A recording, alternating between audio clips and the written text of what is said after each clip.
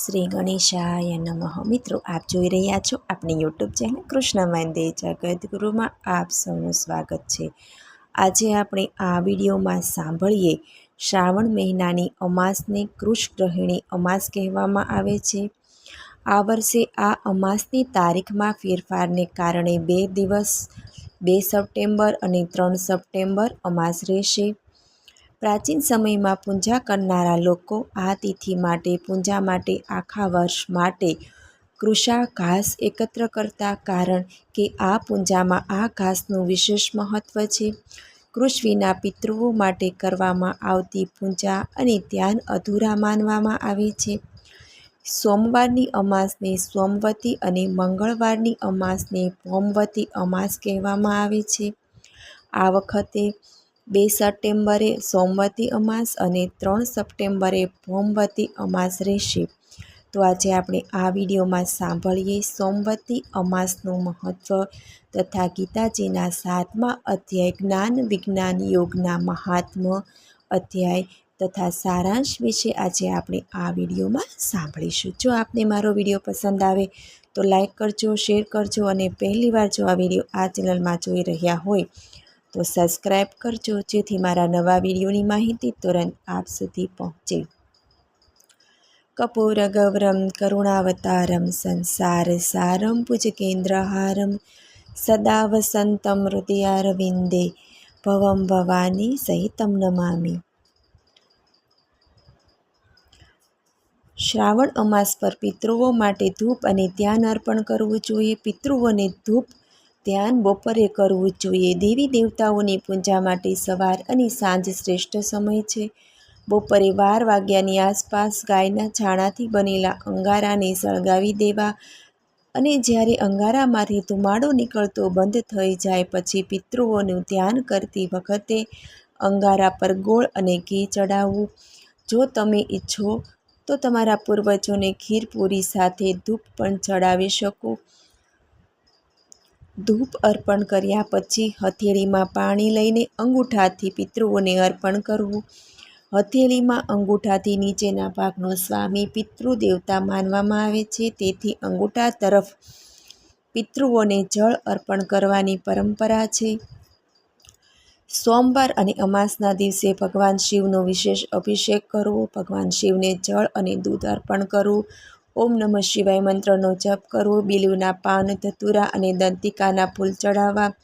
શિવલિંગ પર ચંદન ચડાવી ધૂપ અને દીવા પ્રગટાવવા. મીઠાઈ અર્પણ કરવી. પૂજા દરમિયાન ઓછામાં ઓછા 108 વાર ભગવાનના મંત્રનો જાપ કરવો. સોમવારના દિવસે ભગવાન શિવના મસ્તક પર બેઠેલા ચંદ્રદેવની પણ પૂજા કરવી.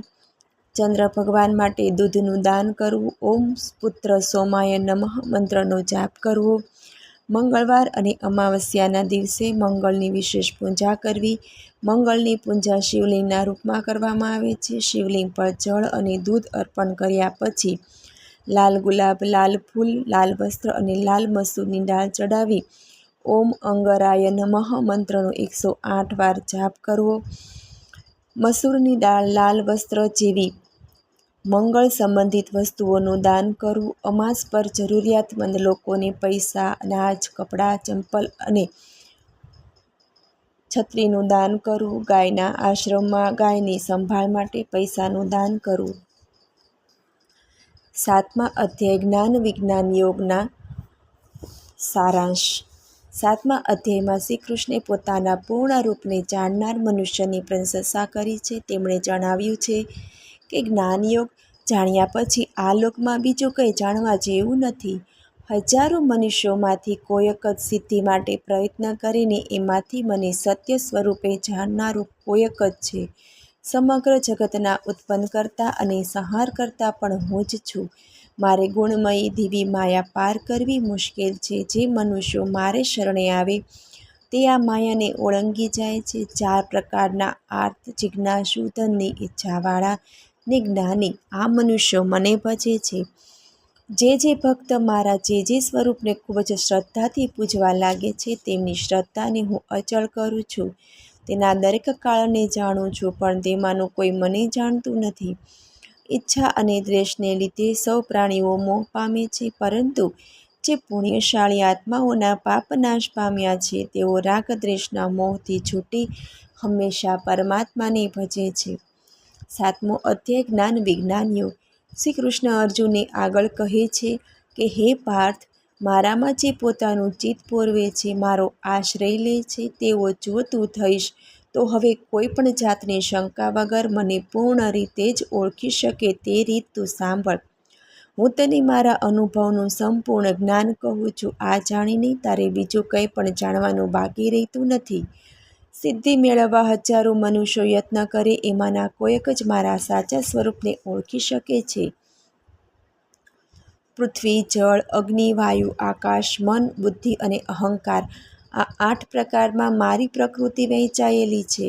આ 8 પ્રકારની મારી પ્રકૃતિને અપરા પ્રકૃતિ કહેવામાં આવે છે અને તેનાથી જુદી જીવ સ્વરૂપા પરા પ્રકૃતિ છે. આ પ્રકૃતિ વડે જ જગતને ધારણ કરવામાં આવ્યું છે.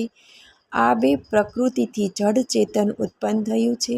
હું સમસ્ત જગતને ઉત્પન્ન કરનાર ને નાશ કરનાર છું. આથી મારાથી વધુ શ્રેષ્ઠ કોઈ નથી. જળમાં રસ, સૂર્ય ચંદ્રમાનું તેજ ને સર્વ વેદોમાં પ્રણવ એટલે કે ઓમકાર, આકાશમાં શબ્દ ને મનુષ્યોમાં પુરુષોત્તમ, પૃથ્વીમાં ગંધ, અગ્નિમાં તેજ, સર્વ પ્રાણીઓનું જીવન, તપસ્વીઓનું તપ, જીવોનું સનાતન બીજ પણ હું જ છું. બુદ્ધિ માનવની બુદ્ધિ ને તપસ્વીઓનું તેજ, સર્વ પ્રાણીઓમાં કામ ને સાત્વિક, રાજસિક, તામસિક ભાવોનું સર્જક પણ હું જ છું. હું એમનામાં નથી, પણ તેઓ બધા મારે આધીન થઈને મારામાં છે. મારી આ ગુણમયી દેવી માયાને તરવી મુશ્કેલ છે. તેઓ શરણે આવે છે તે આ માયાને તરે છે. મારી આ માયાને કારણે જેનું જ્ઞાન નાશ પામ્યું છે તેવા દુષ્કર્મ કરનાર મને ઓળખી શકતા નથી, તેથી મારે શરણે આવતા નથી. દુઃખી, જિજ્ઞાસુ, વિષયી ને જ્ઞાની, આ 4 પ્રકારના સદાચારી પુરુષો મને ભજે છે. આમાં પણ નિત્ય સદાચારી મને ભજનાર જ્ઞાની શ્રેષ્ઠ છે. આવા જ્ઞાનીને હું ઘણો પ્રિય છું. તેવો જ્ઞાની પણ મને પ્રિય છે. જ્ઞાની તો મારો આત્મા છે, કેમ કે તે એકચિત્ત થઈને મારો આશ્રય કરી રહ્યો છે. આ જ્ઞાની વાસુદેવ રૂપે છે. આવા યોગી અતિ દુર્લભ છે. જે મનુષ્યો પુત્ર, કીર્તિ, શત્રુ, વિજય આદિ વિષયોની ઈચ્છાથી વિવેકહીન બની ગયા છે, તે ભૂત, પ્રેત, યજ્ઞ આદિ દેવતાનું ભજન કરે છે ને પૂર્વજન્મની વાસના અનુસાર તે દેવતાઓની આરાધનાના નિયમોનું પાલન કરીને દેવતાના સ્વરૂપને પૂજવા ઈચ્છે છે, તેને તે દેવતાઓમાં હું દઢ કરું છું. આથી કરીને તે ભક્ત દ્રઢ શ્રદ્ધાથી તે દેવનું પૂજન કરી તે દેવો દ્વારા ઈચ્છિત ભોગ પ્રાપ્ત કરે છે. આ કામ મારી મારફતે થયેલું છે, કામ કે તે દેવો પણ મારું જ સ્વરૂપ છે. હું પોતાની યોગ માયાથી છૂપો રહું છું. આથી બધા આગળ જાહેર થતો નથી. અજ્ઞાનીઓ મને જન્મરહિત અવિનાશી જાણતા નથી. હું ભૂત, વર્તમાન ને ભવિષ્યકાળના બધા પ્રાણીઓને જાણું છું, પણ મારી માયાથી મોહ પામેલ કોઈ મને ઓળખી શકતું નથી. આ સંસારમાં સ્થૂળ દેહ ધારણ કરીને તેની પ્રતિકૂળતામાં ઈચ્છા અને તેની પ્રતિકૂળતામાં દ્વેષ હોવાથી ઉત્પન્ન થયેલ ઠંડી, ગરમી, સુખ, દુઃખ આદિ દ્વંદ્વમાં મોહિત થાય છે. પણ પુણ્યાત્મા પાપરહિત રાગ દ્વેષ દ્વંદ્વથી મુક્ત અને દ્રઢ વ્રતવાળા હોય છે. તેથી તેઓ મને ભજે છે. જે મનુષ્ય મારો આશ્રય લઈને ઘટપણ અને મરણથી મુક્ત થવા પ્રયત્ન કરે તે બ્રહ્મને, અધ્યાત્મને તથા બધા કર્મને જાણે છે. જે મનુષ્ય મને અધિભૂત, અધિદેવ ને અધિયજ્ઞ સહિત જાણે તે દ્રઢ મનવાળો મનુષ્ય અથક કાળમાં મને જાણે છે, તે મારામય થઈ જાય છે. ઇતિ શ્રીમદ્ ભગવદ્ ગીતામાં શ્રી કૃષ્ણ અર્જુન વચ્ચે થયેલ સંવાદમાં જ્ઞાન વિજ્ઞાન યોગ નામનો 7મો અધ્યાય સંપૂર્ણ. 7મા અધ્યાયનું મહાત્મ્ય અને તેનું ફળ.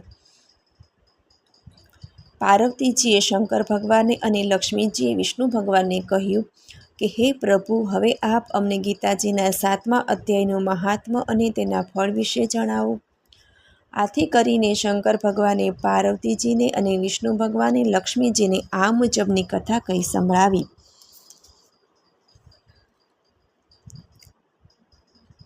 પાટલીપુત્રમાં શંકુકર્ણ નામનો બ્રાહ્મણ રહેતો હતો. તે વેપાર કરી પોતાનો નિર્વાહ ચલાવતો હતો. તેની 3 પુત્રો હતા.